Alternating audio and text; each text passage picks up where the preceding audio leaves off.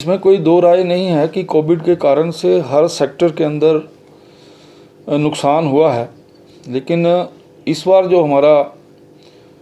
Corona curfew लगा है उसमें आप लोगों ने भी देखा होगा और जो मैंने सारा ये महसूस किया है कि इस बार इस कोरोना कर्फ्यू के अंदर भी जो इंडस्ट्री है, स्टेट के अंदर जितनी भी इंडस्ट्री है वहाँ पर काम ठीक तरीके से सुचारू रूप से चला है। मैं मानता हूँ कि एसओपी इशू होने से कुछ दिक्कतें आई होंगी, लेकिन फिर भी हमारे इंडस्ट्रिस्ट ने, वहाँ पे काम करने वाले कामगारों ने बहुत ही अच्छे तरीके से हिमाचल प्रदेश में इंडस्ट्री को चलाया है। कुछ जगह पे छोटी मोटी प्रॉब्लम्स आई हैं, हमने वहाँ विभाग के साथ इंटरवीन करके उन समस्याओं का हल भी किया है।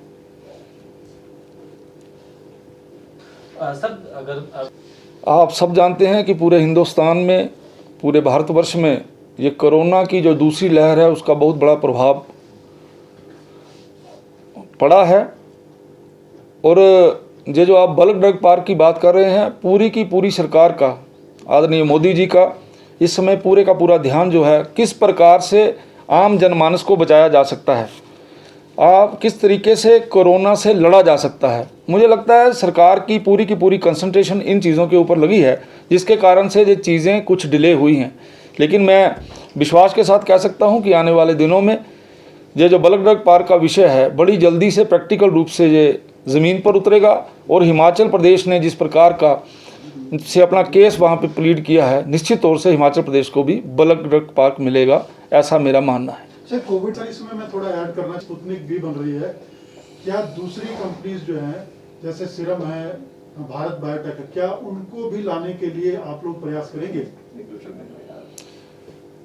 आपने जो विषय बोला है, मैंने भी आज ही अखबार के अंदर पढ़ा है जो आप बोल रहे हैं। पूरे तरीके से विषय की जानकारी नहीं है, लेकिन इतना मैं ज़रूर चाहूँगा कि ये जो हमारा बद्दी है, जो सबसे बड़ा हमारा फार्मा का हब है, यहाँ पर बड़ी बड़ी नामी गिरामी कंपनियाँ हैं, यहाँ पर बड़े बड़े प्लेयर्स हैं फार्मास्यूटिकल में। और ये जैसे आपने एक कंपनी की बात कही है और बाकी आपने बोला है कि बाकी कंपनियों के बारे में क्या विषय है, मैं तो इतना ही कहूँगा, इन जनरल बात कर रहा हूँ क्योंकि विषय के बारे में पूरी जानकारी मुझे भी नहीं है, लेकिन इतना मैं ज़रूर चाहूँगा कि हिमाचल प्रदेश के अंदर जो बड़े प्लेयर्स हैं, बड़े फार्मास्यूटिकल का काम करते हैं, उन सब को इसके ऊपर चांस मिलना चाहिए, ताकि हिमाचल प्रदेश के अंदर, क्योंकि जिस समय भी हम बड़े ड्रग पार्क की बात करते हैं, बड़े फार्मास्यूटिकल हब की बात करते हैं, तो उसमें बद्दी का नाम आता है। जब यहाँ बड़े बड़े प्लेयर्स बैठे हैं तो मैं चाहता हूँ कि इन सब को मौका मिलना चाहिए, ताकि ये जो दिक्कत हम झेल रहे हैं आज की तारीख में कि वैक्सीन हमें कम मिल रहा है, इस दिक्कत से भी हम लोग निकल पाएंगे।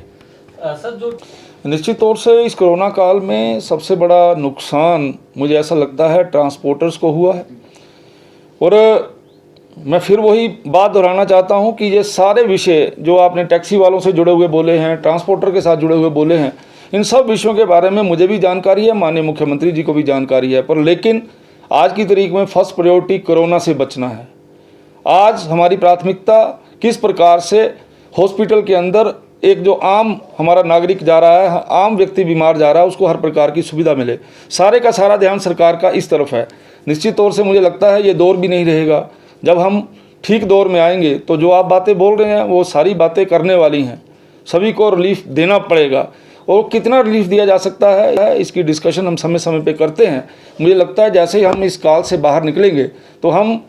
ये जो ट्रांसपोर्टर्स की जो विषय हैं उसके ऊपर कोई ना कोई हल हम जरूर निकालेंगे। 1.5 साल से वो उद्योग भी बंद पड़ा है, उनका भी ये कहना है कि हमें कोई पूछ नहीं रहा, कुछ देने वाला नहीं। क्या इसको लेकर भी गवर्नमेंट कभी ऐसी चर्चा आपके बीच में होती है? आज की तारीख में कोई भी ऐसा वर्ग नहीं है जो ये ना चाहता हो कि हमें कहीं ना कहीं से मदद मिले, लेकिन जिसके विषय में आपने ये विषय रखा है, मुझे नहीं लगता कि कोई उनका विषय सरकार के पास आया हो। मेरे पास तो उनमें से कोई आया नहीं है। अगर उस इंडस्ट्री के ऊपर इतना इफेक्ट हुआ है तो कोई ऐसा विषय आया हो कि उनको किस प्रकार से हम लोग मदद कर सकते हैं। और वैसे ओवरऑल हर किसी वर्ग की ये मंशा है कि सरकार उनके साथ खड़ी हो। हमने कोशिश भी की है, सरकार ने कोशिश की है कि आम जनमानस की रोटी रोजी की चिंता की जाए, और अगर हमारे पास ये विषय आएगा जो आपने बोला है तो निश्चित तौर पे इसके ऊपर भी गंभीरता से विचार करेंगे।